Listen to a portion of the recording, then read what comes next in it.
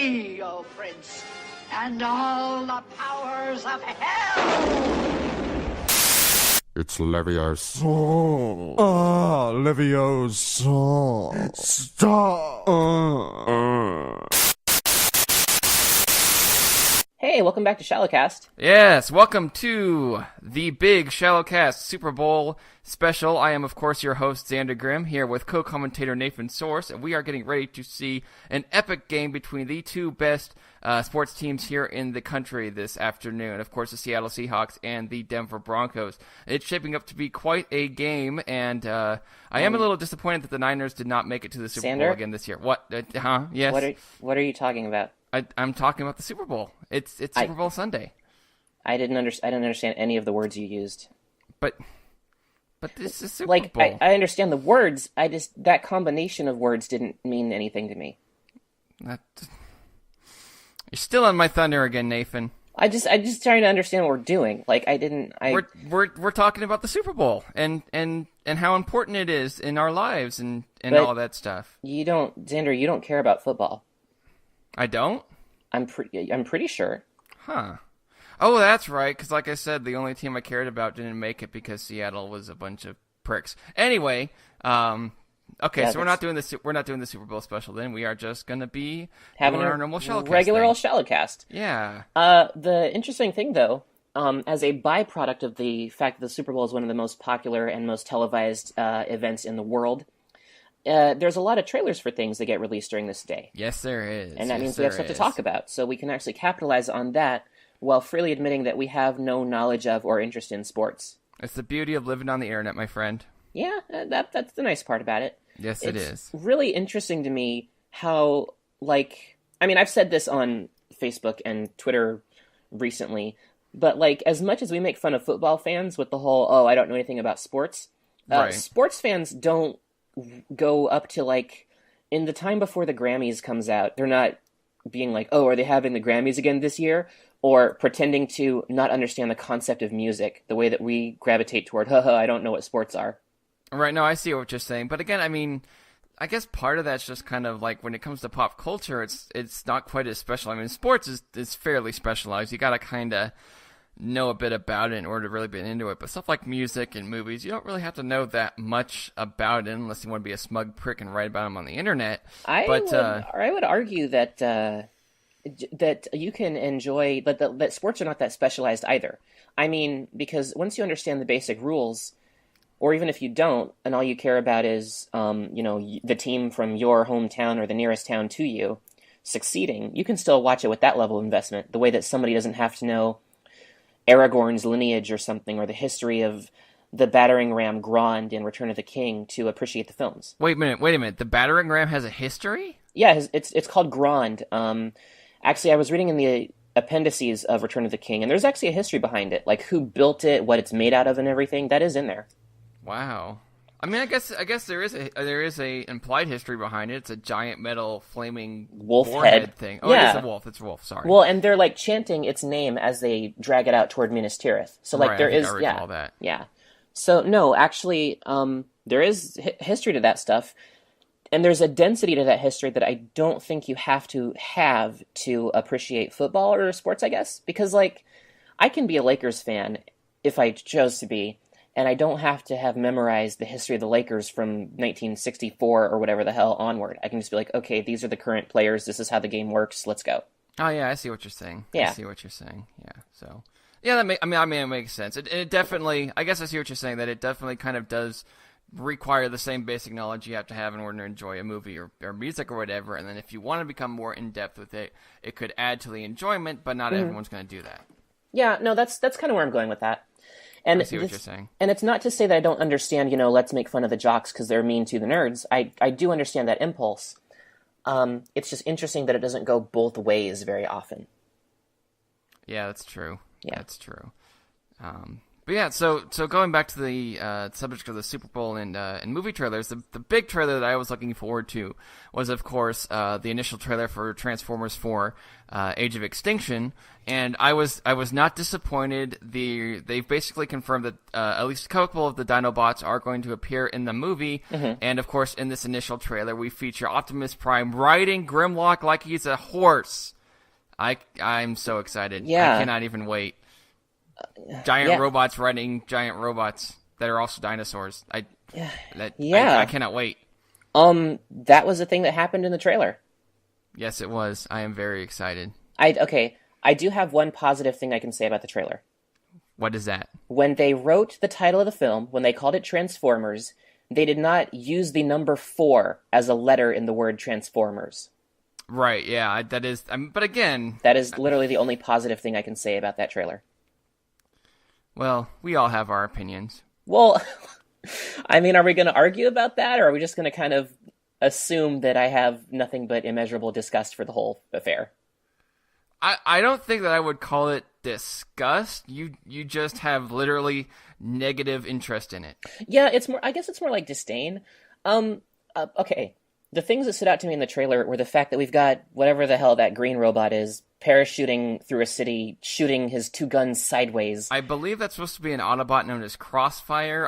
I'm not familiar with his history. Well, that would actually make sense given the 2 guns and everything. Yeah. That looked pretty stupid. And then, of course, the fact that Optimus Prime, who I will remind you could fly in at least 2 Transformers movies, and is a vehicle and himself. Several different Transformers series. And several different series, yes. Is unnecessarily riding the back of a robot dinosaur, waving a sword. And that was maybe the single dumbest image my eyes have ever encountered. I just, that was so dumb. And you totally bought into it. Absolutely, I bought into it. Yeah. I don't think you understand how serious my excitement for this movie is. I don't. As you know, and some of you folks at home might know, I do have a shelf full of Boba Fett figures and assorted paraphernalia and things like that, and I do believe that Age of Extinction is going to lead to me having to set aside a shelf just for Grimlock stuff, because since he's so heavily featured in the film, he's going to have a lot of merchandise, and I'll probably wind up buying all of it.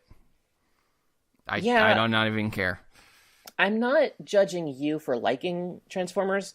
I'm judging the Transformers series for the quality I'm seeing from them. For the level of writing or the visually incomprehensible design of the Autobots so that you can't tell the robots apart as they're fighting, which has been a huge issue for me in the 2 movies I was willing to watch and the bits and pieces of the 3rd that I actually saw. Right, yeah, I think we've discussed this before. Yeah, but just I'm not dogging on you for liking it. Mm-hmm. I'm just talking shit about how poorly made the live-action films have been so far. Because you know how much I love Beast Wars. I don't hate Transformers. Oh, no, I know. And yeah. Trust me, I know you love Beast Wars. Just yeah. I don't want to... That is all I will say for now. Trust me, I know. I don't want to come off as being unnecessarily harsh towards you or to Transformers fans. I want to come off as wishing this incarnation of the franchise was up to the standards I have experienced in previous versions. Yeah, no, I can understand that. All right. Yeah. Just so we're establishing I'm not being a dick for no reason. That there's actual reasons for this. Right. No, I get you. But okay. Yeah, I mean, again, I'm excited, but I will try and keep my excitement down. I do not want to constantly push excitement onto someone that does not require it. Well, I mean, I appreciate that. That's fair. And there is stuff that both of us are equally excited about, like Godzilla. Right. And that actually brings me to my first topic about it. You were saying that you didn't want to come off as a dick or anything, as come off as a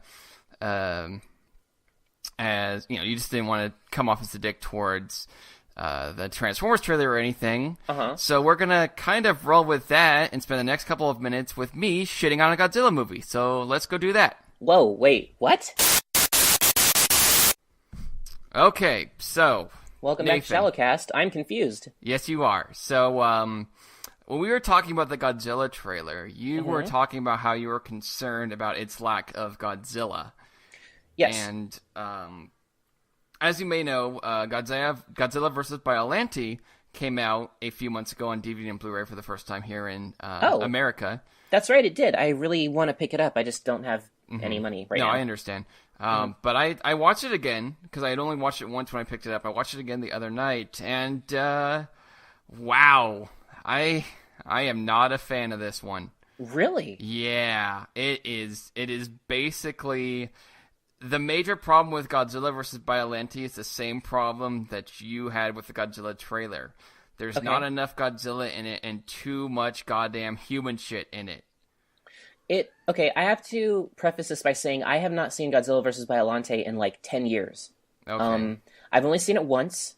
I saw it on TV while my family was on vacation. So people were coming in and out of the house. I think I was flipping back and forth because it didn't have as much Godzilla in it as I wanted as a teenager. There's the problem. Which maybe speaks to your point, yeah. I do remember it being very heavy on human drama, though. It's like, incredibly heavy on human drama. And I'm not against human drama. Godzilla vs. Biollante is, of course, the second film in the Heisei era. And the Heisei era is notable for having a telepathic character known as Miki Segusa, which I think we've mentioned before. We've talked about her, yeah. Yeah, is one of our favorite characters. And this is actually the film that she's introduced in. That's right. Okay. So I'm not against human drama. I really, really like the character of Miki Segusa, but there's just so much other human crap going on. There's just terrorists and fictional countries, and like literally like a running plot of the movie is like 3 different factions trying to get a hold of some of Godzilla's cells that are captured in 1984, and it just drags the whole film down, and it just. And that's the thing, is like Godzilla versus Biollante, Biollante is still to this day the largest kaiju ever featured in Godzilla. Yeah. And there's all of 2 fight scenes with her. And it's just, and then she goes into space and turns into a rose satellite thing, and it's just there's so much wrong with this movie. Like I got bored and I couldn't enjoy it. And I'm just like, Huh. And the thing is too is the other thing I realized is I own a huge chunk of the Heisei era. I owned several of the Godzilla films. I owned the entire Gamera trilogy. Yeah. That era in kaiju movie making is really, really good. It's a fantastic period of time for Godzilla. And then Biollante is just... It's just... Well, this is really interesting to me, because one thing I've noticed from following members of the kaiju fandom on Tumblr is the fact that so many people hated Godzilla vs. Space Godzilla, which is a direct sequel to Godzilla vs. Biollante. Right, exactly. Like, that's Space Godzilla's origin is he's partially the cells from Biollante and Godzilla when they got out into space. Sent through a black hole and time travel. Yes. But and typical so many kaiju people, science. Yeah, and people hate Godzilla vs. Space Godzilla. Like, every time it's mentioned on the Kaiju Cast podcast, Kyle Yunt is talking about how he dislikes it. I fucking love that one, dude. Fucking Mogera is awesome. It's because it's basically fucking a combining robot, and we've all gone over how much I love those. And as goofy as they are, I mean, like I said, I don't dislike human drama. The 2 soldier guys dispatched to the island and teaming up with that other grizzled hunter guy, like that is a great subplot, I think, and so I don't understand why people hate that one so much. It also has what I think is the best or cutest incarnation of Minya, of Baby Godzilla, that we've ever seen. Because Baby Godzilla in Godzilla vs. Space Godzilla is really, really cute. He's fucking adorable. Is that the same one that shows up later in Godzilla vs. Destroyer? That's still him, right? I think he's supposed to be, yes. I think that's supposed to be, he grows up to be Godzilla Jr. Right, exactly. Monster Island or whatever has like basically Godzilla melts down, he destroys the island, and the resultant radiation also mutates Godzilla, or Minya, into his second form. Yes. Yeah, basically. That's always been my understanding of the way, of how that happened anyway. Right. But it's really interesting to me that you didn't like Godzilla vs. Biollante, just because it's one of, as far as I can tell, the most, like, it seems like it's really appreciated and esteemed and held in really high regard by the fandom. And I don't know why that is. I mean, the writing's not bad. It's just heavy and clumsy and stuff. I mean, for crying out loud, the main human antagonist is killed by a mine designed to slow down Godzilla, and it's not even like a cool death. It's just, he's zapped and got warped away. And don't get me. I mean, don't get me wrong. The Biollante design, I love it. The Biollante. It's a great design. Yeah. I mean, it's a giant. Because it is a. It is a giant rose Godzilla hybrid, and it looks really, really cool, especially in its in secondary form, where it erupts out of the ground and like literally starts stabbing Godzilla through the hand. Like it literally like impales Godzilla several times. Yeah. I mean, this is one formidable beast, and it's just like, the movie's just kind of, yeah, it's. I guess I didn't exactly shit on this movie, but it's not something I'm going to watch again anytime soon. Well, that's fair. I mean, there's Godzilla movies I've watched once and will probably not watch again. Godzilla's Revenge is really hard to watch. That's what I hear. I've never seen that one, but I hear that one's really, really bad. I'm excited though, because there's a lot of Showa era stuff's coming out on Blu-ray soon. Yeah, the Showa era series is actually my favorite. That's where just about all my DVDs are from that era, I believe. But wow. That's when we had, Destroy All Monsters, which is my favorite Godzilla movie ever. Right, exactly. That's another one I've never personally seen, but I'm hoping to soon. I think you'd really like it. One of my prized possessions, actually, is I have a VHS copy of Destroy All Monsters. Oh, wow. It's subtitled. It's Japanese with subtitles in English. And I found it on eBay when I was, 12 or 13, and I was just super excited and proud of myself to find this movie I'd always wanted to see. Right. And I've watched it a bunch of times, and it was awesome. Because it's got almost every kaiju going up against King Ghidorah. Yeah, King Ghidorah is a right badass. But yeah, I know that Kaiju Source Tumblr was doing a lot of Destroy All Monsters appreciation lately, so... Yeah, that's what they're focusing on this week. Oh, yeah. I'm enjoying it a lot, yeah. I think all week they're going to be talking about it. Well, actually, I guess this is the last day of the week, so it's over now. Right, but still, it was still... Yeah, it definitely looks good. It's definitely one I want to see. I just haven't had a chance to yet, but I should track it down and watch it. You should. I highly recommend it. It's my favorite Godzilla movie, so obviously. I really hope they bring back Megalon someday. I know he's not exactly... He was like a one-shot monster, but he's cool. I like Megalon. Well, he shows up in a lot of... I believe he shows up in the Matt Frank Godzilla comic series that's happening right now. Oh, he probably does, but everyone shows up. I mean, even Biollante's showing up in that one, apparently. That's true. And Orga and Jet Jaguar actually has a major role in it. Yeah, I just saw that. They actually kind of turned Jet Jaguar into a badass in this one. Mm-hmm. Which is saying something for a creature originally designed as part of a kids contest and was originally supposed to star in his own movie, but before they realized, there's no way in hell this is making money, let's put Godzilla in there too. Mm-hmm. Yeah, well, and that was the thing that they were... because, King Kong versus Godzilla was going to be Frankenstein versus Godzilla for a while. Was it going to be Frankenstein versus Godzilla or King Kong versus Frankenstein? That's a good question, actually. My understanding was that it was Frankenstein versus Godzilla. I guess this is something we're going to have to check up on again. I'll have to look it up, yeah, because I know that in the 60s and 70s, for some reason, Toho specifically was really fascinated by the Frankenstein character. And that's why they made, War of the Gargantuas, and they made Frankenstein Conquers the Earth. And, right, exactly. For some reason, they were just like, Frankenstein, that's really cool. We should start putting him in stuff. Which still makes zero sense to me, to be perfectly frank. Yeah.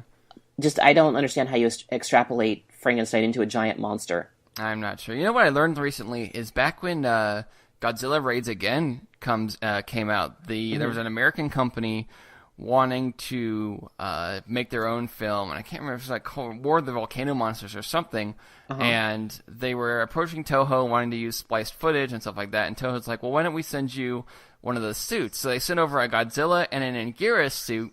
Oh, wow. But in the middle of shooting, the company just basically folded and those suits disappeared.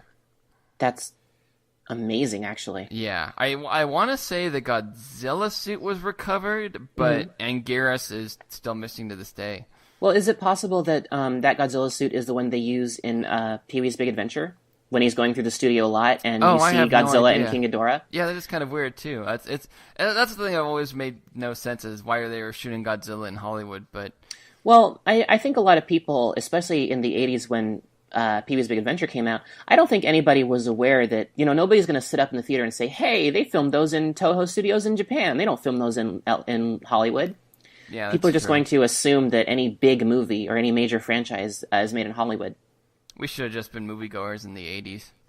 I wasn't born until 87, so I would have been... was I, but... Well, I would have been a very annoying moviegoer, is my point, because I would have been no a baby. I would have been crying a lot. Yeah. Speaking of crying a lot, I hear there's some news in the Harry Potter fandom lately, so why not we transition into that? That was a cheap shot, and I highly approve. Hey, Xander, I got a joke for you. What's that? How do you tell Fred and George Weasley apart? That is a good question. How do you tell Fred and George Weasley apart? Well, one of them's dead. That's true. Yeah. Oh, I'm mean. I was going to say that before that you could just see, try and call him by the wrong name and which one responds first. Well, yeah, but they actively respond to one another's names, like intentionally to confuse people. I never picked up on that. That's a good retort. Yeah, no, they do that a lot. Yeah. Nathan, why are we making Harry Potter jokes? Because the Harry Potter fandom is shitting its pants on Tumblr and Twitter and Facebook right now, and I am highly amused. Huh. Speaking of Fred and George Weasley, maybe they just got into their candy shop again. That wasn't very good. Whatever. Continue. I got it, but it wasn't very good. Continue. All right, so J.K. Rowling did an interview because Emma Watson, I believe, got to guest edit a magazine or something, and so she had an interview with Rowling as part of her coverage for that magazine. Wait, that I didn't know. Emma was the one interviewing her? Yes, she was. Oh wow. And that's Plot I thickens. think that's how they got onto the subject that they got onto, which is, for those of us who don't know this yet, J.K. Rowling did an interview in which she talked about the fact that as she looks back on the way she wrote the Harry Potter series, she wishes that she hadn't had Ron and Hermione get together. She wishes that Hermione had ended up with Harry instead. And it's interesting that she says this to me for a few different reasons. One of the things that's always bothered me is Rowling's penchant for making 11th hour changes, or this weird hindsight thing she seems to do, where she's already said, that she almost killed Ron in Goblet of Fire. She almost killed Arthur Weasley at different points in the series. Right. So she goes on record as saying stuff like that. Or when she went back and said, by the way, Dumbledore was gay the whole time. Yeah, it's without actually making the effort know... to write a gay character in a major franchise, which could have meant a lot to a lot of people. Right, exactly. Yeah, she just kind of came out and say it without letting the content speak for itself. Well, yeah, and see, I think that's what bothers me. Because the content, she's not letting it speak for itself. But it's weird that she's so fixated on going back and changing the stuff retroactively when she has a platform for her to do this stuff on already. She has Pottermore, where she could be talking about, I almost did this, but I did this instead.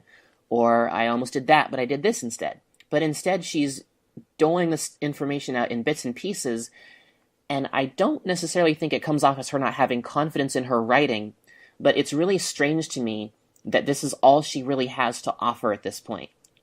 She's not going to go on and start answering fan theories, or she's not going to go on and focus on Fantastic Beasts and Where to Find Them if that actually gets made into a film and a book. I really hope it does. That's a cool book. I love the book. I don't think I'm going to enjoy the movie when it comes out, but I'm going to go see it, I'm sure. Yeah.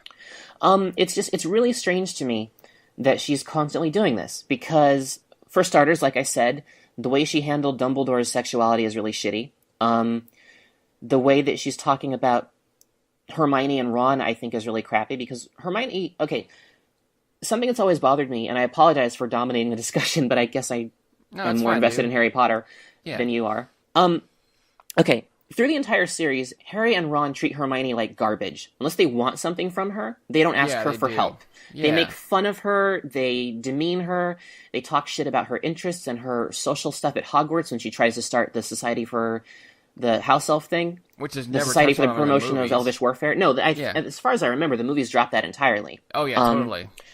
And so they're really mean to her. And it's not until they have a ball and Ron is like, I have to take a woman to this social event. He's like, wait a minute, Hermione's been a woman the whole time.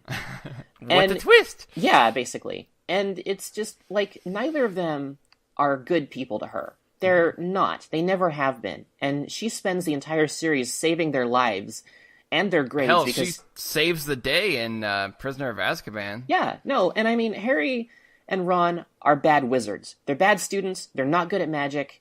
Hermione has to save their asses constantly. Mm-hmm. And that's the only reason that they're not dead halfway through Chamber of Secrets. I mean, halfway through Sorcerer's Stone, practically. Yeah, no kidding. I mean, they would have been expelled from Hogwarts for bad grades if it wasn't for Hermione. Yeah. And so it's really... Well, Ron would have. Harry probably wouldn't have. I don't know, because Harry starts out being really enchanted and excited by the world of magic, and then he just gets really bored about the whole thing. And suddenly it's not interesting. It's really I'm mundane the to him. chosen one, whatever. Yeah, he doesn't even care anymore. And that really bothers me, because I'd be really stoked to live in a world of magic. So, all of that is to say, Ron and Harry are not good people for Hermione to begin with. I don't like to say that somebody deserves to be with someone else, because that's really shitty, and obviously it's Hermione's decision who she ends up with. But I don't feel like they've done anything to warrant romantic attention from her. Like, they haven't, they're not good people to her. And it's just, it feels really weird. I mean, the Ron and Hermione thing at least is telegraphed as early as book 2, because we see Arthur and Molly Weasley interacting the same way that Ron and Hermione act. And so even at 11 years old, I was like, oh, okay, Ron and Hermione are going to be like the new Mr. and Mrs. Weasley someday. Yeah. And I mean, I do like that dynamic, how like the woman is very smart and with it, and the husband's just a bumbling doofus. But so I mean, that's why I like the whole Ron Hermione dynamic. But I mean, you're right that he doesn't really do anything to earn it. But yeah, I think dynamic-wise, they work pretty well together. Not necessarily romantically, but not dynamically. romantically so much. But they do have a good dynamic. I agree with you there. And I guess on another note, and you've heard me talk about this many, many times. I have. I really wish she would spend some of this time talking about Snape and about how, holy shit, this guy has been abusing and terrifying children for like 10 years before Harry even got to school. And it's okay because he really wanted to fuck Harry's mom, and that makes him a tragic hero. Yeah. I mean, he literally steps over the body of Harry's father so that he can hug Harry's dead mom one more time, and then basically ignore the screaming, traumatized baby. Wait, I missed that. Say that again? Like, he practically walks over the body of, what's his name, James Potter, to get to Lily and, like, hug her one last time as she's dying or already dead, and he's ignoring the screaming, traumatized baby in a crib. Was this when he's, like, still a Death Eater or something? I guess. It's in his little stupid flashback that's supposed to excuse all the horrible things he's done for the entire series. Oh, for fuck's sake. And I really wish that Rowling would talk about how, no, Snape was not a good person. He's a really shitty guy who was obsessed with a woman who didn't want to be with him, and he took it out on generations of students. Not just he was a dick to Harry, but it's been established that he's a scary and mean guy to everyone who's ever taken his class. Yeah. He was literally Neville's worst fear. Like, yeah. Yeah, no, like, the Death Eaters torture Neville's parents to the point that they go insane, and Neville's biggest fear is not the Death Eaters. It's not Voldemort. It's his potions teacher. It's an authority figure. Do they ever explain why Snape wants to be Defense Against the Dark Arts so badly? I feel like they do, and I haven't read the series again since I finished Deathly Hallows, because Which is something we've mentioned before, yeah. Yeah, I've mentioned not that before. exactly a series easily to go back in. Yeah, I don't keep up with it these days. I believe part of it was... Honestly, I'm not sure. I can speculate, and I will probably be wrong when I speculate. But, if I remember right, it was just partially he didn't want...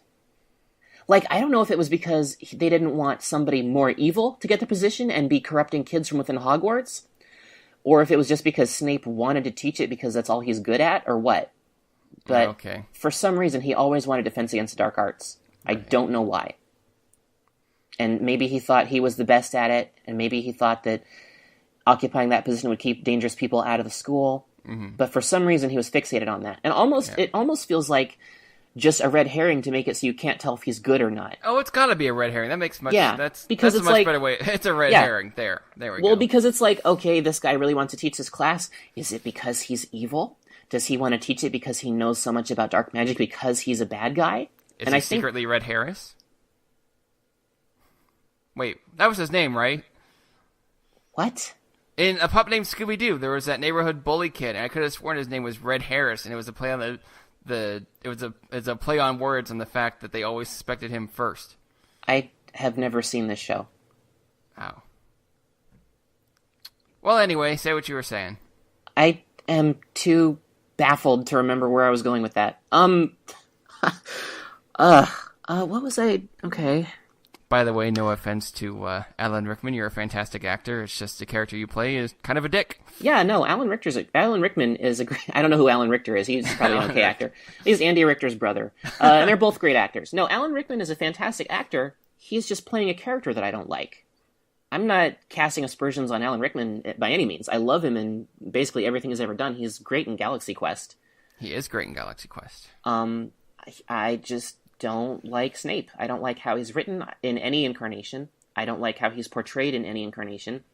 And I don't like how an otherwise relatively intelligent and socially aware fandom has glorified Severus Snape for his constant campaign of bullying and abuse he's perpetuated on innocent children because he didn't get to have sex with the girl he liked in high school. And I wish that Rowling would have focused on talking about that rather than making this retroactive claim that, by the way, even though I never bothered to write a gay character in my series, Dumbledore was gay. Or, by the way, I wish I'd killed Ron off in book 4. Or, by the way, Ron and Hermione getting together was a mistake. Like, talk about the negative things you've been glorifying rather than the positive things that you're ignoring. Right, yeah. Hey, speaking of the way fandoms glorify dickhead characters, is it me or do you totally want to see Snape photoshopped into Loki's outfit? That is definitely you. Because I don't like either of those characters very much. Well, I know, but I still think it would be funny to see Snape dressed as Loki. Well, they look really similar anyway. I have trouble telling white people apart. They both got, long, weird... What are you trying to say, Nathan? I'm trying to say that you all look alike to me. They both have, really stringy, black, greasy-looking hair. They both have really snide, snivelly-looking weasel faces. You could Photoshop them into one another, and I wouldn't be able to tell the difference, I don't think. Other than I just want to see Snape as Snidely Whiplash. God damn it. I like that, actually. That's a pretty good look for him. Alan Rickman as Snidely Whiplash in the live-action Wacky Racers movie. That's actually not that terrible, is it? That's amazing. I would not see that movie, but that's a really good image. I'd see a Wacky Racers movie. Oh, you could have Unless the Wachowskis did it, then nobody wants to see that. You could have a Frank Welker voice Muttley. Oh yeah, because he probably did him originally anyway. You know what? I bet he did, because he's done basically every non-talking animal in animation for the past 40 years or something. He's both versions of Nibbler. Oh, that's right. I forgot about that. He was Abu in Lion King. Not Lion King. He was Abu in Lion King. Because no, in my fanfic where Aladdin and Jasmine Muttley go to was Pride originally Rock. voiced by Don Messick. Okay. And then in 2001, he was voiced by Billy West. You were close. We were close. Okay. All right. I'll take that credit. Yeah, no, Abu was never in Pride Rock, except for in my Lion King Aladdin crossover fanfic that is not a real thing. Side note, Don Messick was also the voice of Scooby-Doo. Oh, okay. Where did I get... I always assumed that Frank Welker was the voice of Scooby-Doo, actually, so... No. Frank Welker was the voice of Fred. Oh, that's right. And Casey Kasem voiced Shaggy for a long time. Yes, he did. Did you know that Casey Kasem stopped doing Shaggy's voice when he became a vegan because he didn't want to glorify eating non-vegan food? And he quit Transformers because, being of Middle Eastern descent, he took a little bit of offense to the country name Carbomia. Yeah, I would have quit that Transformers for the same reasons. If Skids and Mudflap weren't some of the most offensive stereotypes I've ever seen to begin with. Although technically this was in the 1980s Transformers series, so that's it did happen first. Okay, that's true. I forgot about that. Okay. Wow. We started on Harry Potter, and we went all the way to Wacky Racers. And now and then we also kind of deviated to Disney a little bit, and I think we're about to do that again. So, oh yeah, speaking of Disney, that was actually a really good segue. I'm genuinely impressed right now. Yeah, let's get deviant and deviate into a Maleficent discussion. Devious, not deviant. Whatever. Devious. Fine, no, devious. I want to make that distinction. Actually, that is very important to me. I'm already deviant. Yeah, you are. That's why I want to stay the devious one. Works for me. Either way, I still get off. Okay, so yes, as we said, we're going to get into a discussion about Maleficent here, which is another movie that I've really, really been looking forward to. Mm-hmm. Maleficent's one of my favorite Disney characters. Really? Of all time. Oh, absolutely. She's second only after Turnabog. Yeah, she's second after Turnabog, yeah. Is this Disney villains or just all Disney characters? Disney villains, Disney characters. I mean, I focus more on villains than I do anything else when it comes to Disney. No, that's fair. I'm just wondering if there's, if you keep them separate so you can have multiple favorite Disney people. Oh, I suppose I do that, but I don't even know who my... Oh, no! I do know who my favorite Disney hero is. Okay. Milo Thatch. Oh, all right. From Atlantis. Yeah. That's a good choice. I really like Milo Thatch. You kind of look like him, actually, so I can see why you like him. I do. I'll put him on my cosplay list. That's a really good idea, actually. But anyway, the reason why we're talking about Maleficent is this is another one that we have kind of different opinions on. This is the Versus episode of ShallowCast. Evidently, which ties back into the Super Bowl, because I think there's 2 teams in that. Usually there's at least 2 teams in that. But, I would watch football if it was like 6 teams on the field and just mass chaos the entire time. I would watch that. But the reason why we have different opinions is they're fleshing out Maleficent's character a little bit. And the reason why I'm all for that is because in the original Sleeping Beauty, which ironically I've never seen all the way through. Wait, seriously? Yeah. You are missing out, dude. That's what I hear, dude. No, just because, like, not so much for plot and stuff, but for Maleficent moments. Like, I know. Okay. Have you played Kingdom Hearts at all? I haven't. Okay. I was just going to say, she's really good in Kingdom Hearts. For the first 2 games, she's the primary antagonist, and then she kind of gets swept under the rug halfway through Kingdom Hearts 2. Oh, that's weird. But you'd really enjoy what happens with her in those games. She's a really fun villain. So it's weird that you haven't finished her movie or played her games. Yeah, no kidding. But basically, basic story of Maleficent is she is a witch or fairy. I don't exactly know what her... Yeah, she's one of the fae. She's like one of the fairy court style people. Yeah, and basically what happens is... She does not get invited to the birthday party of the princess, and this turns into a whole lifelong vendetta against her that culminates with her literally summoning the powers of hell and turning into a giant dragon in order to try and defeat the prince. Mm-hmm. Yeah, that's pretty much it. And Maleficent is supposed to be is a live action adaptation, starring the magnificent Angelina Jolie as Maleficent, which I think we can both agree is pretty damn good casting. That is pretty perfect casting. Yes, it's brilliant casting for that character. I don't have any issues with the casting whatsoever. But it's the fleshing out is what's causing some problems with people, and it actually kind of comes back to the Snape discussion. It does. Apparently, they're giving her a slightly tragic backstory, which I don't have all the information on, but I have that you do, Nathan. I do have some information on this, actually, based on the trailer and the development notes I've been reading. I do have to say that it actually totally reminds me of the Snape discussion. And I didn't catch on to that until my roommate, Black Hole Girl, actually pointed that out to me, that they're trying to turn her into Snape. Because... Yeah. And I'm just going to go ahead and outline what I don't like about it so I can segue into the plot that they're trying to do. Yeah, go ahead. Maleficent in Sleeping Beauty is, she's a member of the fairy court. She's a very important and respected figure in, like, fairy circles and stuff. And in fairy lore and in the, and according to the social customs of the day that the film is supposed to take place in, for a member of the Fae court to not be invited to a gathering like that is a huge insult. She's literally the only person not invited of all the fairies. It's a huge snub against her. It's like a really dangerous political move. It's like if you tried to have a big thing at the UN and you didn't invite one country, and then later you guys all went to war against the one person that wasn't invited. Which I kind of think is the reason the UN is there in the first place. Basically. But, okay, so, she's really mad that she didn't get invited to this. And then she comes, and she's going to try to give Aurora a gift anyway. And, like, if she'd actually been invited, she would have given her the best gift ever, because the fairies would have been trying to outdo one another with the gifts the entire time. Yeah, because I'm kind of reading up on this while you're speaking, and she apparently, like, again, I would know this if I watched the movie, but she's, like, outwardly courteous, but then she's like, dudes, what the fuck? Yeah, and she tries to, she even kind of is like, you guys must have forgot to invite me. And then one of the fairies is like, you weren't wanted here. And Maleficent is just like, hold the fuck up. You can see the record skip a groove in her head, where she's like, wait a second, what? And that's when she gets mad. So, yes, she's furious about not being invited to a birthday party. And because of that, she uses all the powers of hell, as she specifically states, to cast an entire magical kingdom into perpetual sleep, to summon a massive forest of brambles and thorns to, in the original story, blind the prince, and then becomes a dragon to kill him at the end. And that's ridiculous. It's pretty badass, especially for an early Disney villain. And so, in the plot of the Maleficent film, they're positioning her as this misunderstood protector of the forest. Like she's this fairy that's lonely and sad and lives in the woods all by herself and swears to protect Aurora through her adulthood. Like she grows up... Yeah, that doesn't make any sense. No, it doesn't.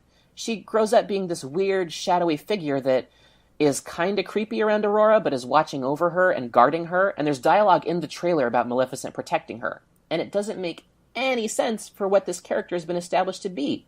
She's especially because she basically, like, vaporizes a bunch of goblins after wasting 16 years trying to find this chick. Yeah, that's the thing. She's a really good villain, and she's a perfect villain. And then we're taking her and trying to scale it back and saying, no, you shouldn't be afraid of this character. You should feel sorry for them.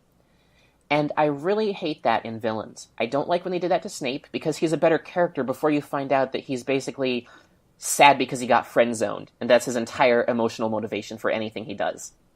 And I don't like that with Loki, because he's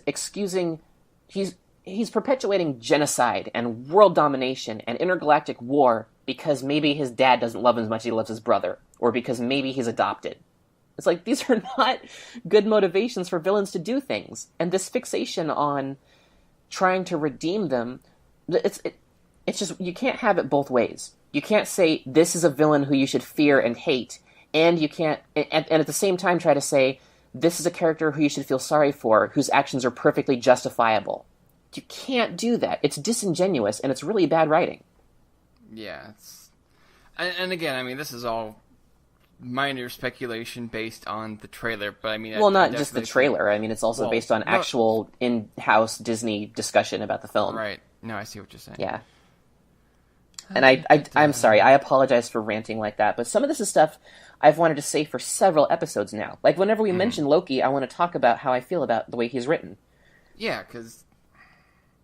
And again, part of that's kind of the way the relationship has changed from the actual myth into Marvel and all that stuff. But yeah, it's just another dumb... it's a dumb way of writing him. Mm-hmm. Yeah. And it makes... Whenever the characters have to team up with Loki, you have to write the characters as being dumber too. Because there's a certain point where any reasonable human being says, I can't trust this guy anymore. Mm-hmm. But that never happens. Nobody ever says, we can do this without Loki, we're just going to ignore him forever after this. Right. And it's like, why don't we just throw him in jail? Or Batman, the eternal Batman question, why don't we just kill this motherfucker? Yeah, why don't we just kill the Joker? And there's a couple incarnations of Batman that have almost done that. There's, I don't know if you saw this, but there was some speculation about whether or not Batman kills Joker at the end of The Killing Joke. Oh, I saw that. Mm-hmm. It was in a Cracked article, and the writer explained that no, that's not what happened. Yeah, even though it would make sense for that to happen. Well, yeah, and I mean, honestly, the only incarnation of Batman that I could think of that would come close to killing the Joker is when Azrael took over his mantle for a little bit. I don't think I read any of that. Was that the whole battle for the cowl thing? No, it might have been, but I mean, it starts off after the broken bat. Okay, stuff. So it's like 10 years ago. Yeah. Okay. It's old stuff. Like, for people who don't know, after Bane broke Batman's back and Batman had to not be Batman for a while, there were a couple replacement Batmans. And one of them was Azrael, who Azrael, yeah. He's like a badass assassin character. Okay, and he was Batman for a while. Yeah. And then when Batman got better, he was Batman again. Yeah. And the battle for the cowl thing, which I mentioned, was when they temporarily killed Batman off, but not really because it's comics, and a bunch of different people tried to be the new Batman. Like, old Robin's tried to be the new Batman, Batman's adopted, or not adopted son tried to become the new Batman. Dude, Damian's a dick. That's what I've heard. I don't read comic books anymore, so I haven't really been keeping up with that. I don't read comic books, I just read the Wikipedia articles about comic book story arcs. That's what I do, too. Yeah. But I mean, there's several... I'm trying to become our comic book guy because there are several comics coming out in the next few months that I definitely want to check out. Of course, the new Marvel Girl is shaping up to be really, really good. Yeah, Marvel Girl looks amazing. And then I think X-Force is going to be a lot of fun. Mm-hmm. There's a few characters in there that you and I both know from Marvel Ultimate Alliance of all things. Yeah. Yeah, and then of course the big one that I'm super stoked for, Deadpool versus Carnage, which that one's going to be absolutely insane. But Hey, speaking of comic books, there's another comic book adaptation coming out. Oh, yeah, this you're year. right. That's not one of the nearly half dozen coming from Marvel. Yeah, and that is, of course, the Michael Bay produced Teenage Mutant Ninja Turtles movie, which we will now dive right into. All right, I'm down with that. Hey, welcome back to ShallowCast. I'm Xander Grimm. Excuse you? Oh, I'm sorry. Hey, welcome back to ShallowCast. I'm Xander Grimm. Is that the Is that why my skin's missing? What the fuck? What? Well, I was just trying to see. I just want to see how it felt. It's never-ending torment. Well, now that I know that, I just feel like depressed and uncomfortable and awkward. I don't like being you. Depressed, uncomfortable, and awkward. Sounds as good a time as any to talk about the Ninja Turtles movie. So, for those that you don't know, the designs for Shredder and the Ninja Turtles for the latest TMNT movie, which I don't even know if that's what they're calling it. I don't know what they're calling it, but the Michael Bay produced Transformers. Wow. Well, it's hard to say Michael Bay and not think of Transformers. Yes, I mean, that's what he's going to be known for, I think. He's producing the Teenage Mutant Ninja Turtles movie. He's not directing it, but he is producing it. Yep. As he's been doing with a lot of horror movies, but now this time he's producing another adaptation. But I think anything Michael Bay works on is a horror movie, though. Topical. Cheap shot. Okay, sorry. The designs for the Turtles and Shredder both leaked. I'm pretty fond of both. I mean, they definitely fit the Michael Bay aesthetic, but I think both of them, I mean, they're definitely a lot worse designs that we could have gotten, and I definitely think they will be at least a little entertaining to watch. But you don't quite feel the same way, huh? Actually, I will say that I like the design for Shredder. Because his armor, all it has to be is vaguely samurai-shaped and very pointy. And if there's one thing Michael Bay can do, it's make jagged piles of metal. Yeah, that's true. So, like, the Shredder design I'm actually fine with. I don't like the turtle design so much. I don't like the faces. Now, as far as the turtle designs go, are they just, in your opinion, too muscular to still be classified as ninjas? Or you just think they're too bulky? Or what's the... What are you thinking? They do look really bulky. I think the shapes of the faces are what's bothering me the most. Because I feel like they're way too close to human-looking faces. It's bordering on Uncanny Valley territory. Oh, okay. And on a nitpicky note, I feel like the extra crap they're kind of draping on the designs, like giving Donatello those taped-together glasses and like the bits and pieces of armor hanging off of them. I feel like the designs are too busy. And the Ninja Turtles, in most of their incarnations, they're very minimalist, they're very sleek, and, in the original comics and in the original comics by Laird and Eastman, you couldn't even tell them apart. Like, the colored bandanas were an addition for the color comic, not even for the color comics, they were all red. Yeah, they were an addition for the cartoon show. And so, like, I don't know, the designs are really busy, they're covered in a lot of extra crap, and the faces are just really weird to me. And I like Ninja Turtles. I love the live-action movies, and I love the video games, dude. Turtles in Time is my favorite Super Nintendo game. Yeah, I have a couple people I know that are really fond of Turtles in Time. They weren't fond of the port, but they are fond of Turtles in Time. Yeah, I didn't like the remake they did for the PSN network so much, but I like the original game a lot. Yeah, but so it's. That's how I feel about the designs. So not as positive as you, but I don't outright hate them. Yeah. And that might just be because, like I said, Shredder's design is not a hard design to get right. And I mean, the turtle designs I don't like so much. Yeah, at this point, really, my only problems are the fact that the movie stars Megan Fox, and that Shredder is supposed to be Japanese and have this whole history with Splinter and all that, and in this movie he's going to be a white guy. The funniest thing about this Shredder design is I'm looking at it and I'm going, there is no fucking way William Fichtner is in that armor. Yeah, I don't know who that is. I don't know what he looks like. I forget. Have you seen Armageddon? No, I haven't. Okay. Well, okay, Dark Knight. The guy that gets the grenade stuck in his mouth in the bank. The guy at the beginning, that's William Fichtner. Okay. There's no way in hell he's in that armor, dude. They might just use a body double for when he's out of it. Maybe. Or they might try to do, like, the Hobbit-style perspective tricks to make it look like he's a bigger guy than he actually is. Oh, that could be true. I don't like the fact that Shredder is white. And I don't like the fact that Megan Fox is playing April O'Neil, because April O'Neil is supposed to be black. Wait, what? She was a black woman in the comics for a long time. The Image Comics run, and I think a tiny bit of the Dark Horse run, have April O'Neil as a black woman with dark skin and really curly black hair. The whole redheaded reporter white girl thing didn't come about until the animated series, if I remember right.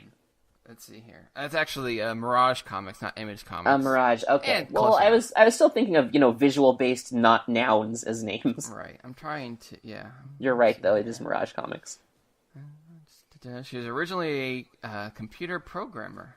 Mm-hmm. Yeah, she worked with She works with Baxter Stockman, yeah, who used to be black too, but is not anymore. Right. Exactly. Golly, I wonder why. Gee, I don't know. And I don't know. I don't exactly know how canonical this is, but apparently she's actually a living drawing brought to life. I don't know who that is either.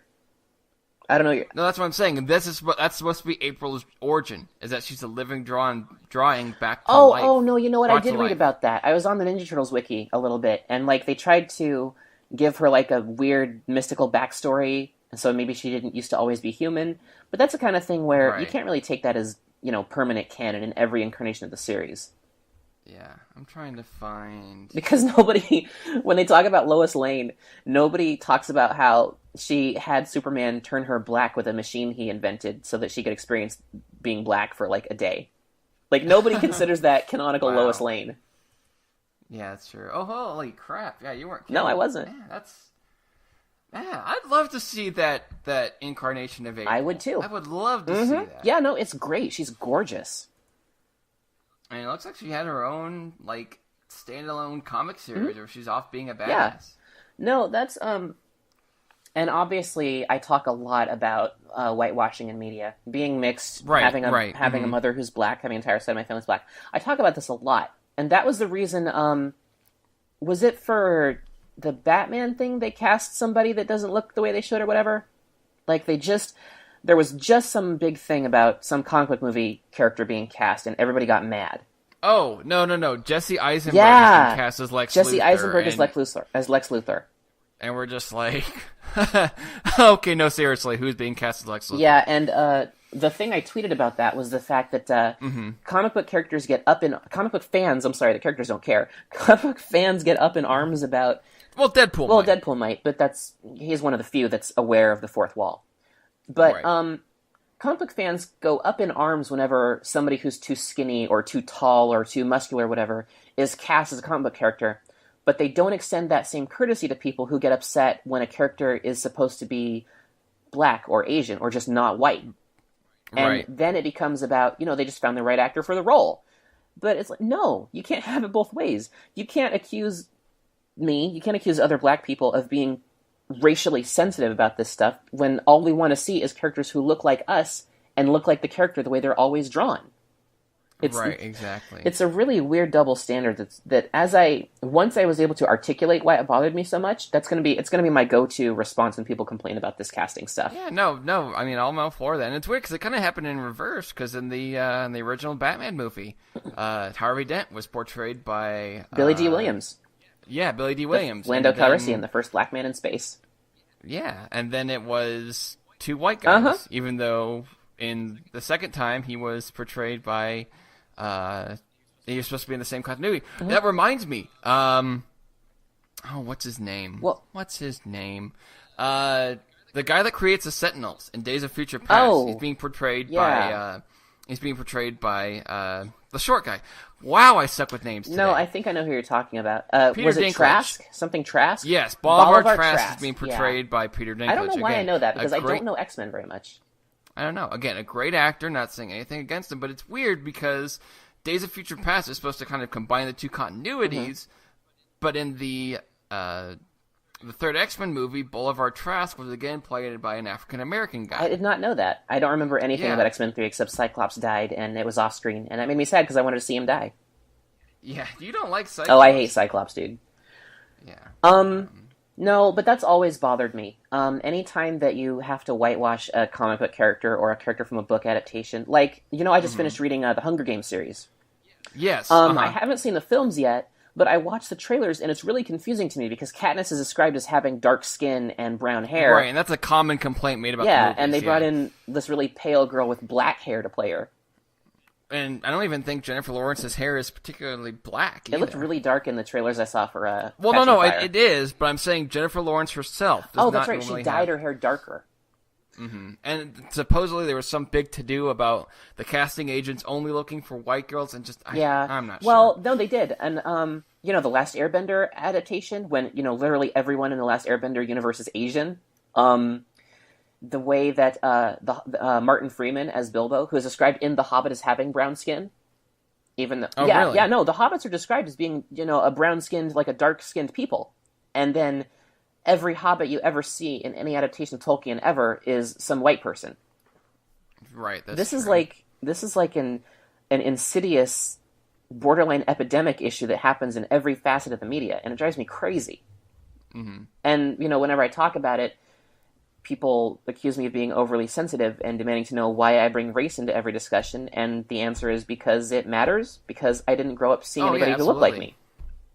Like, I'm really hoping that next time we have, like, a badass action hero who's, being adapted from a white character, just give it to Idris, dude. I would love to see Idris Elba get more work. Me too. I want to see him as really James... like I would love him as, like, James Bond. He would be really fun as Steel from the Superman continuity. Oh my god, he would be amazing as Steel. He'd probably be better than Shaq was. That's what I was going to say. Yeah. It's not like he's got, big shoes to... Well, I guess they're technically big shoes because they belong to Shaq. Yeah, but... I get where you're... Yeah. Well, and, what else was it? Frickin'... There was some other... Oh, the one Green Lantern. Jon Stewart. Oh, Jon Stewart. Yeah. Idris would be great as Jon Stewart as well. I mean, he could play any role, and I would go see it, and it would be amazing. Luke Cage. I don't know if he could do Luke Cage. I don't think he can pull off a New York accent very well. Because his accent in Pacific Rim is a little spotty. Yeah, I don't even know what his accent's supposed to be in Pacific Rim. I know he's British, I can't tell. I don't know what his accent is either, honestly. I mean, I guess it doesn't matter because this is a worldwide organization, but yeah, still. No, it's just weird that it's inconsistent. Like, not in the context of the universe, but in the context of you can't keep straight what accent you're trying to do. I think the guy that plays Raleigh had that same issue. Oh, yeah, because he's British or whatever. Yeah, and it's weird because one of the Australians actually isn't. Oh, that's right. I forget which one. I want to say it was the dad. I want to say it was her. Well, and I apologize for getting us off on this tangent. I was going to point... No, this is we're good. Tangents are good. Yeah, well, I was going to point out, actually, that in Superman the Animated Series, Lex Luthor is a black guy. He's so much darker than any other character on screen, and he's got the bald hair, and he's got the voice. I don't think he's white. I can't tell specifically that he's black, but I don't think Luthor in the Animated Series was a white guy. In terms of the character or the voice actor? The character. Because the voice actor doesn't make a whole lot of difference there. Or, I mean, it does to the extent that I think it's more honest to hire a voice actor with actual experience of the character they're going to play. In some cases, like, because you can't hire a robot to voice a robot or something. Right, and you can't hire some guy... Like, you can't say, we need actual pink-haired demons to play this anime character. Like, you can't do that. But you can get someone who is actually black to voice a black character in something. Which is why Cree Summer voices, like, 99 animated characters every year. Right, exactly. But yeah, Lex Luthor in the animated series is actually played by a guy named Clancy Brown. Oh, okay. Who, I don't know if you've seen Starship Troopers? Several times. The drill sergeant, the guy that throws the knife? Yeah, no. That's Clancy Brown. I know Clancy Brown. I don't know him personally, but I have a friend who does. Okay. My old roommate who, isn't... I don't like to talk about this because I don't want to sound like I'm name-dropping. But the guy that I was roommates with in New Mexico, the one that I wrote a TV show with, he's trying to sell the TV show, he's worked with Clancy Brown before, so Clancy would be in the show if we managed to sell it to someone. That'd be cool. That would be pretty awesome. Rad. Yeah, no, so yeah. I do know, I'm pretty familiar with Clancy Brown, because when I realized that this was somebody that theoretically I may get to know at some point in my life if the show ever actually got sold, I went to go find out what else he's in, and he's Mr. Krabs, and he was in... we just watched the pilot for Sleepy Hollow, and he was the sheriff in that, too. Oh, okay. But... now I just want someone to splice in Lex Luthor from Superman the Animated Series saying me millions with of dollars. Mr. Krabs, yes. Yeah! I really like stuff like that a lot. Me too. Looks like apparently Lex Luthor was actually played by Kevin Michael Richardson at one point. Oh, that's cool. Ooh, I just thought of one traditionally white character Oh. that was played by an African American. Yeah. Kingpin and Daredevil. Oh, that's right. I forgot about that. And that was actually a really good. No, it wasn't. That was actually a really good casting. Oh, I thought choice. you were going to say it was a good movie, and so I was going to say, no, it wasn't. I like it. Well, you know, that brings us back, actually, to the original subject, because the Ninja Turtles were created as a parody of Daredevil. Exactly, they were, right. Which is why I'm trying to remember. I just used that as an argument against something with you, and I cannot remember why. I don't remember either. Like, I don't even remember this argument. But, Oh, hey, and then Perry White in Man of Steel was... I didn't know that. Yeah, and Perry White in Man of Steel is Lawrence Fishburne. I still haven't seen Man of Steel. Oh, okay. Because I really like Superman. I don't know if I want to watch Man of Steel, because I like Superman's character. I don't know if I want to see him, like, killing people. Mm-hmm. Well, he doesn't kill people. He kills Zod, and honestly... So Kryptonians aren't people? No, I'm talking about people as in plural. Okay, no, that's fair. He kills someone, but it's Zod, and I think there's a decent point behind it. No, that's fair. I mean, Superman, there's been times when I think he would have killed Darkseid if he could. Yeah, I believe it. Like, have you ever seen the one episode of the animated series when Darkseid is leaving? Like, he's retreating from Earth already. He's, like, already gonna go. And he turns around and he kills Dan Turpin. Like, in front of everybody. He just blasts him into nothing. And Superman is just, like, shocked and horrified. Dan Turpin. Dan Turpin was a character created for the animated series, I believe. He was a, No, according to this, he was actually created back in 1942. Oh, okay, that's fair. Yeah. He was like the Harvey Bullock of the Superman universe. Oh, okay. And Darkseid just whips around and kills him.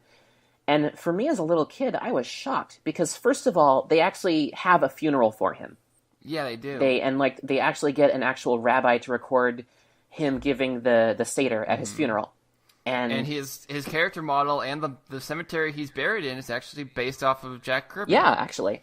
And so, like, they go to all those lengths to see this character off and actually give him a death. And he never shows up in the series after that because he's been killed off, but Superman remembers him. And that's like a turning point for Superman, where he's really crushed and hurt that someone he wasn't friends with but respected gets killed by Darkseid. And that's one of those moments, I think, that Superman would have killed Darkseid if he could. So that's kind of what leads up to him killing Zod and Man of Steel, is that he realizes, no, this guy will never stop. I have to do something here. And again, it kind of comes back to what we were talking about with like Loki and other villains. It's like just kill this guy. You know what's going to happen. Just kill the Joker. Just Yeah. break his neck or something so he doesn't kill people all the time anymore. Yeah. Yeah, no, I get that.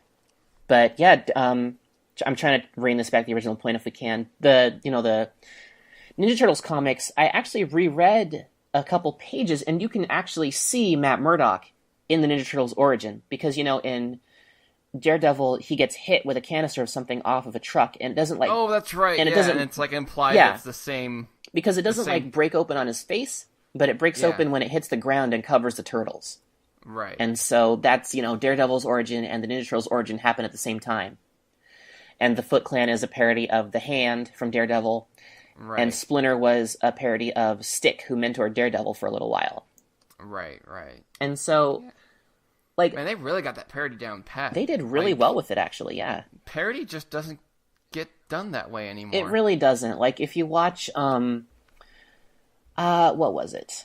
A Silent Movie by Mel Brooks, or you watch Robin Hood Men in Tights, and then you go and you watch, like, Epic Movie, or, Scary Movie 9, or whatever the new thing is, a Haunted House or whatever, which I haven't seen yet, but it's the same kind of deal. Yeah. Where it's parody that's not very elegant. It's just making references to everything that's happened. And there's a difference between a parody and telling a joke that relies solely on remembering that something exists. Mm-hmm. Which, like, I've mentioned this before, that's my issue with Big Bang Theory. Aside from all the gross, the way that they treat women in the show is really gross, but also the fact that the humor is just a character saying, I got a voicemail from my mom. She found my Nintendo 64 in the attic. And the laugh track goes off. Because people remember the Nintendo 64, and I guess nerds played it or something. Nintendo 64! Yeah, it's lazy humor. And as I think has been made abundantly clear by every ShallowCast we've ever recorded, but specifically this episode where I rant a lot, I don't like lazy in my humor or my writing. Right, exactly. Which is why my jokes fall flat so much times. It's because sometimes I take the easy way out. Well, and I'm not saying you're not a funny person. You're not, you're funny and you're creative. It's just that because I know you're capable of more, I am kind of bitchy about it when you do something that's lazy, because you can do better. And that's why I get on the cases of writers that I normally respect and like. Well, that makes sense. Yeah, no, it's not because I have no respect. It's because you could be doing better, you know? Mm-hmm. And I yeah, and I don't mind so much when it's you, because it's funny. I just also have a responsibility to pretend like I'm the unfunny, grouchy snob of the group. So that's kind of my whole deal. Yeah. I was going to make a point, or I was going to say something, and I don't really remember what it was going to be. Was it about whitewashing characters, or was it about like the Superman thing? It was about Superman in comics, and it was something that I was going to mention. I don't remember. Was it him killing people, or? No. You know, I will say this, coming back to the Jesse Eisenberg thing, the reason why I don't see Jesse Eisenberg as Lex Luthor is because whenever I imagine Lex Luthor, I imagine the one from the DC animated universe, where he's creating power armor and beating the shit, like literally. Like, I've seen episodes of the Justice League where he's taking on the entire league and winning. And only the Flash can stop him. I love that scene. Yeah, it's like, for crying out loud, Jesse Eisenberg is not going to do that. Well, I think what they're doing, and actually this didn't occur to me until Savior Machine, who you and I both know from Twitter, mentioned it. What he's thinking is they're going to do kind of a Harry Osborn type thing, where it's a younger Luthor who's in charge of, or becoming in charge of a big company. See, if that's the idea, if Eisenberg's playing a younger Luthor, okay, I am all for that. But if it's supposed to be the older head of a multinational corporation, super jealous of Superman, running for president, Lex Luthor, no. That's you need to tell Jeremy Irons that for 2 days he's going to play Lex Luthor. Does the Jeremy Irons casting bother you at all? A little bit, just because I get the creepy uncle vibe, which makes sense because he's played a creepy uncle. Yeah, he was Scar in The Lion King, and he was the leader of the Morlocks in the Time Machine remake, which I don't hate. A lot of people don't like it, but I didn't mind it so much. He was also in the Dungeons and Dragons movie, and that's probably like one of his funniest performances ever. I haven't seen that, actually. It's like literally some of the goofiest stuff I've ever seen put to film. Well, you know how I feel about nerd stuff, so I'm not going to watch Dungeons and Dragons. Yeah, right.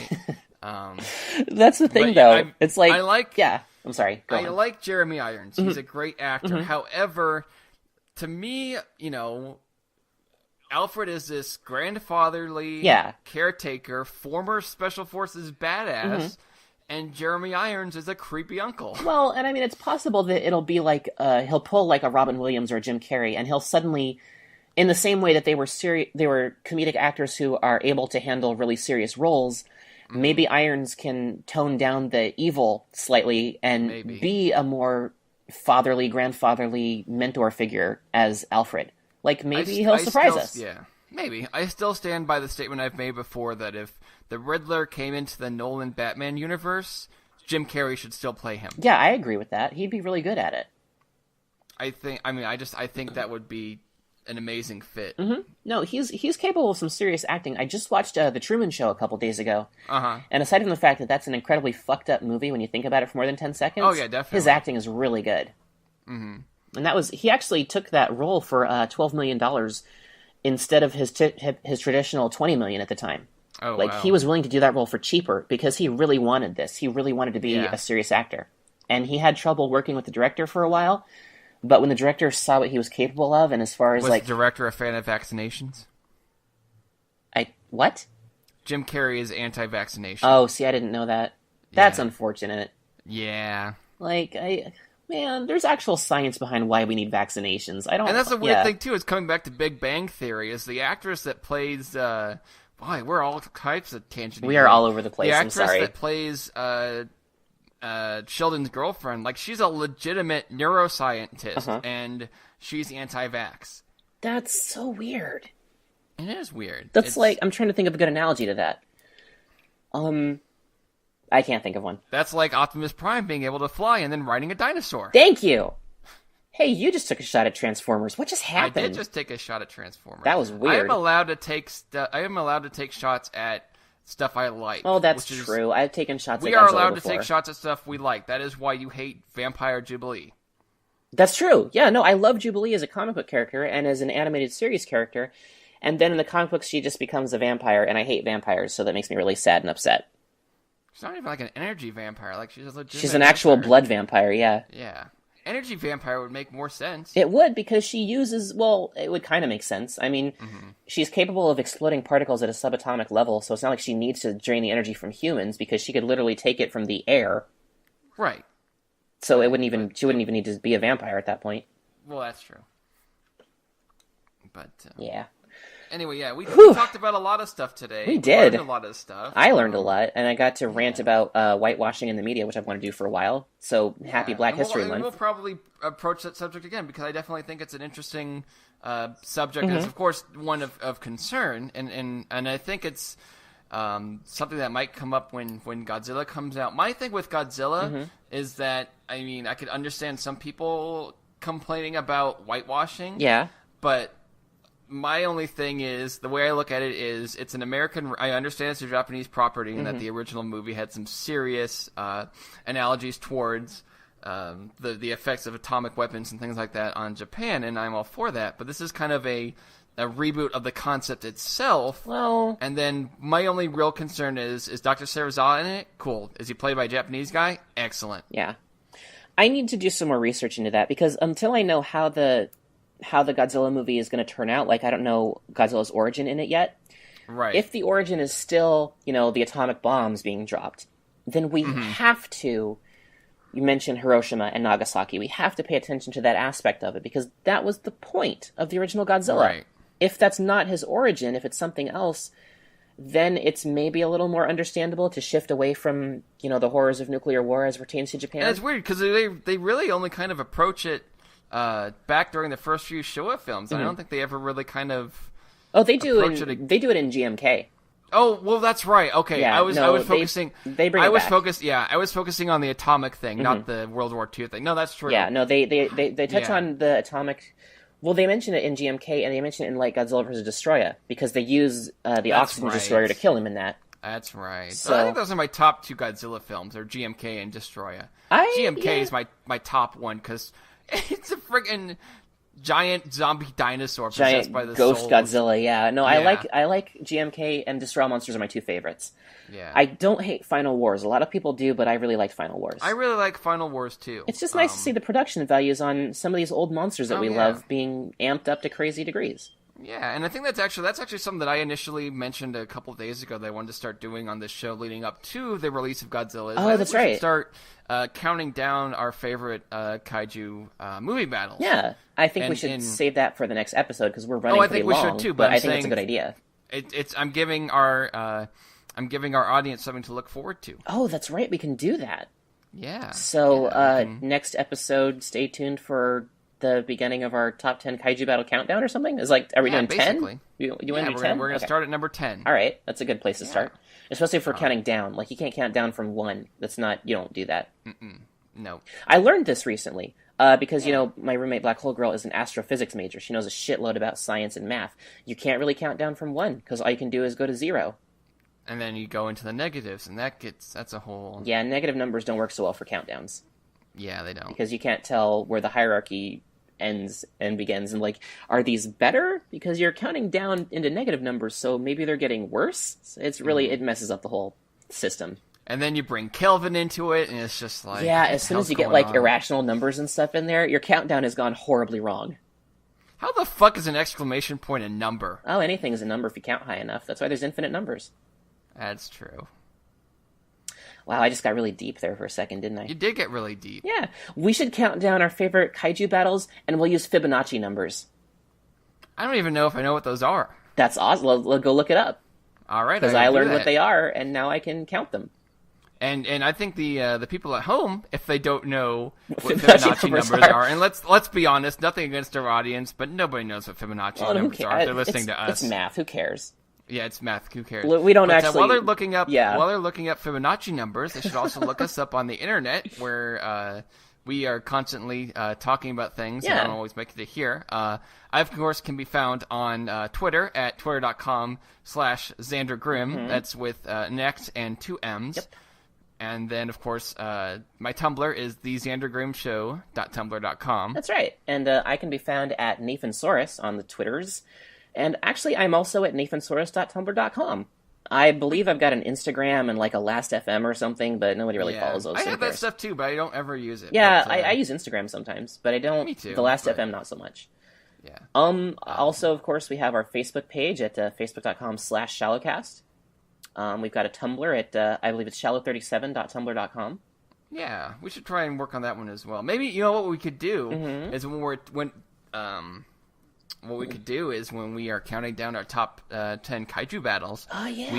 We can post the videos if we can find them. Yeah. Of said battles to the Tumblr. That's actually a really good idea, and we can elaborate on stuff that we talked about in the show on that Tumblr, so people don't have to go Googling for a million years to find April O'Neil as a black girl or Optimus Prime riding a dinosaur for no reason. Yeah.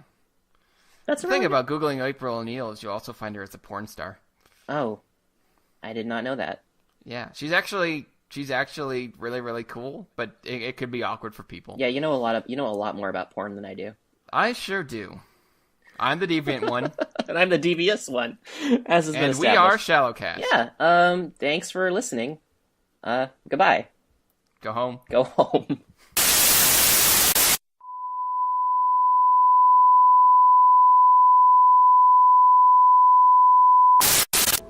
Goodbye, old friend.